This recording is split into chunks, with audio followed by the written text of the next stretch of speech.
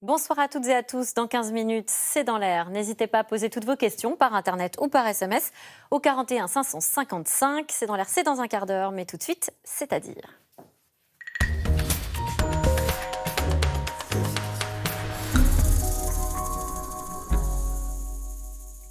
Lundi prochain, le 9 novembre, c'est l'anniversaire de la mort du général de Gaulle, le 50e anniversaire. On croit tout savoir sur l'homme du 18 juin. Eh bien, c'est faux. Et notre invité va nous le prouver ce soir. Bonsoir Yannick Dehy. Bonsoir. Vous êtes docteur en histoire, fondateur de la maison d'édition Nouveau Monde. Et vous venez de sortir un livre avec des archives inédites. Un livre qui porte bien son nom puisque vous l'avez intitulé De Gaulle inattendu. On découvre entre autres son amour pour le cinéma, un amour contrarié. On connaissait davantage De Gaulle féru de littérature, par exemple. Oui, alors c'est vrai que De Gaulle est né avant le cinéma, 1890, et que c'est d'abord le fils d'un professeur de lettres classiques, donc il a été biberonné aux lettres latines, grecques, etc. Donc autant dire qu'il n'était pas prédestiné à aimer le cinéma. Et sa carrière militaire ne l'a pas non plus aidé à fréquenter les salles obscures. Et pourtant, quand il est à Londres, en 1940, il n'a pas énormément de choses à faire le soir, et donc il va au cinéma. Ça va être un tournant. C'est un tournant parce qu'effectivement, il découvre le 7e art, il découvre qu'il aime ça, il aime le cinéma, le grand cinéma hollywoodien, une partie du cinéma britannique également. Et après la guerre, ce sera un peu plus compliqué parce qu'à Colombey, il n'y a pas énormément d'offres cinématographiques. Mais comme il vient à Paris chaque semaine, il lui arrive d'aller au cinéma. Il y a d'ailleurs une anecdote, en 1956, aussi bien lui que Yvonne, ce qui est beaucoup plus rare, sa femme, ont envie de voir les 10 commandements de Cécile B2000.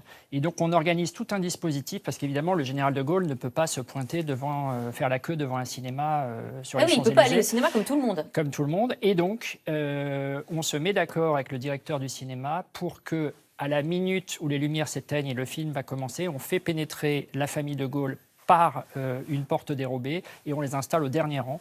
Donc personne ne les voit, ils voient le film. Et même chose, dès que le générique commence, on les exfiltre avant que la lumière revienne. Sacrée anecdote. Quels sont ses goûts? Est-ce qu'on sait si, je ne sais pas, le cliché qu'on pourrait avoir qui serait passionné de films de guerre ou de films d'épopée héroïque, est-ce que ça se vérifie? Il a des goûts, en fait, sa cinéphilie est une cinéphilie assez populaire. Autant en littérature, il a une culture encyclopédique, il connaît, il fréquente la plupart des écrivains de son époque. Autant en cinéma, il voit ce que voient les Français, c'est-à-dire les films qui ont du succès. Populaire, donc Louis de Funès, des films en costume, un petit peu de tout.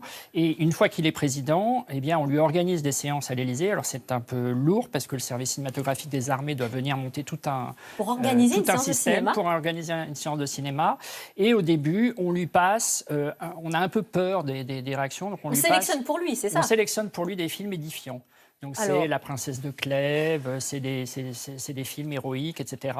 Et au bout d'un moment, Philippe de Gaulle, l'amiral, dit « Écoutez, il y en a marre, essayez de passer des films un peu plus marrants. » Et donc là, extrême audace, on lui passe James Bond contre Dr No et ça lui plaît. Ah, ça lui plaît, c'est quelque chose qui n'était pas du tout finalement attendu à l'Élysée.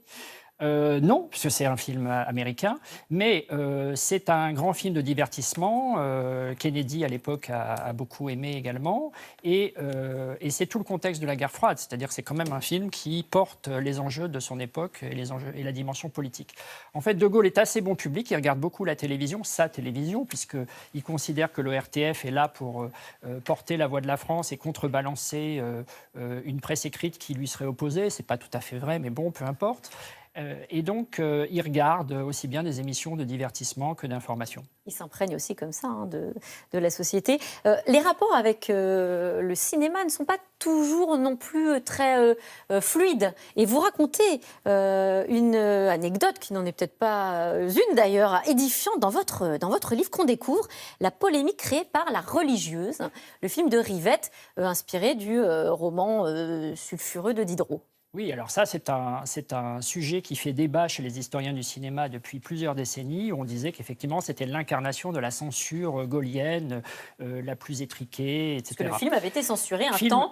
Film interdit plusieurs fois. On raconte l'histoire d'une jeune fille illégitime qui est ensuite enfermée dans un couvent et qui va se révolter. et qui subit les assauts d'une mère supérieure. Donc derrière, l'idée, c'est qu'on montre une image du clergé qui n'est pas du tout celle qu'on devrait montrer.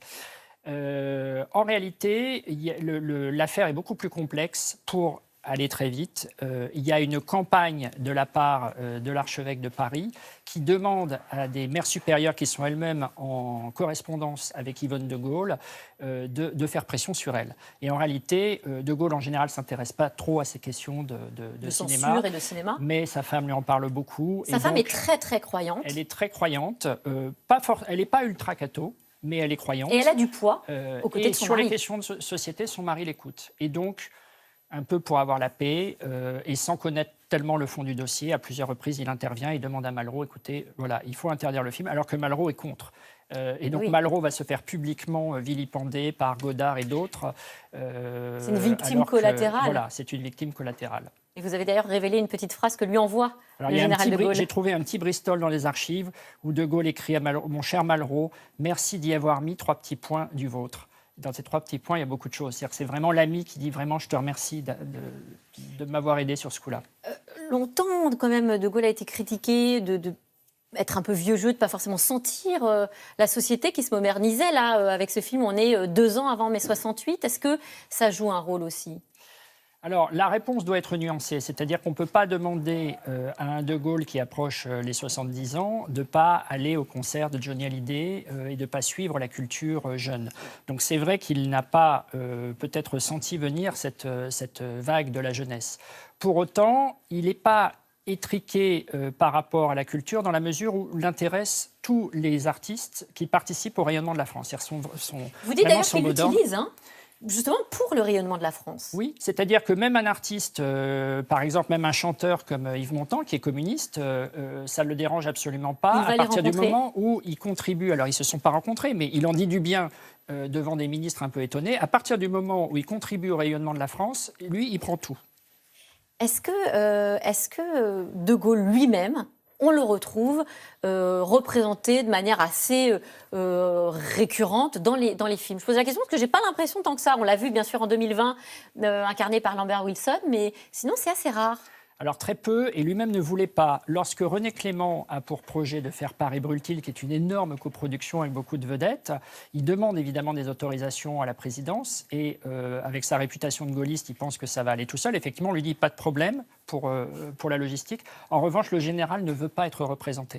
Donc vous vous débrouillez comme vous voulez, mais pas d'acteur qui représente De Gaulle. Et ça, il a toujours été extrêmement ferme là-dessus.